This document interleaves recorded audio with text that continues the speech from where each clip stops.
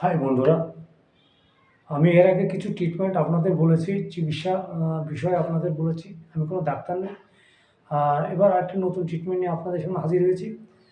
অনেক অভিজ্ঞ ডাক্তাররা তারা যে কীভাবে ট্রিটমেন্ট করে আমি জানি না। তো আমার অভিজ্ঞতা, আমার শরীর থেকে যে আ ও অভিজ্ঞতা নিয়ে আমি আপনাদের বলছি যে, ১ম এ হচ্ছে যাদের প্রস্রাবে কিটকিট করে কামড়ায়, অনেকে মনে করে যে শরীরে পাথর হয়েছে বা সিফিলিস। আবার অনেকে সেটাকে আ উড়িয়ে দেন, গুরুত্ব দেন না। যাই হোক, আ কিটকিট করে কামড়ানোর কয়েকটা কারণের মধ্যে একটি কারণ হচ্ছে যারা প্রেশার দিয়ে প্রস্রাব করান, এই প্রস্রাবের কারণে গহনাঙ্গের শিরাগুলো দুর্বল হয়ে যায় এবং দুর্বল হওয়ার কারণে কিছু প্রস্রাব ভিতরে আটকে যায় এবং পরবর্তীতে যখন শিরাগুলো স্বাভাবিক অবস্থায় চলে আসে, তখন সেটা কিটকিট করে কামড়াতে থাকে এবং এই প্রেশারের কারণে আপনার চোখের উপর প্রচণ্ড চাপ পড়ে, ব্রেনের উপর প্রচণ্ড চাপ পড়ে। চোখের মণিগুলো আস্তে, আস্তে সাদা হতে থাকে। সাদা দেখতে থাকেন এবং ব্রেন শক্তি কমে আসে। ব্রেনের স্মৃতিশক্তিও কমতে থাকে। তাই বন্ধুরা, ১ম এ আপনাদের যেটা দরকার, প্রেশার দিয়ে প্রস্রাব করবেন না।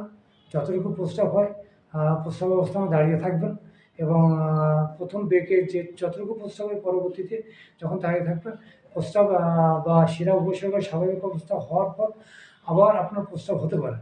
আর দ্বিতীয়ত কথা হচ্ছে যে আপনার আস্তে, আস্তে যখন আপনার শিরাগুলো সেই সমস্যাগুলো কেটে যাবে, তখন আস্তে, আস্তে আপনার চোখের জ্যোতিগুলো স্বাভাবিক অবস্থায় চলে আসবে। সাদাসে ভাব কেটে যাবে এবং ব্রেনের যে সমস্যাগুলো, সেটাও আস্তে, আস্তে কমে আসবে। তাই বন্ধুরা, হুটহাট করে কোনো ডাক্তারের পরামর্শ নেবেন, অভিজ্ঞ ডাক্তার দেখে। হুটহাট করে অপারেশন করবেন না বা ডাক্তার কাছে ট্রিটমেন্ট করে অপারেশন করবেন না। আগে দেখবেন ব্যক্তিটি কতটুকু সঠিক বা তার চিকিৎসা কতটুকু সঠিক। আর হুটহাট করে ব্রেনে অপারেশন করবেন না।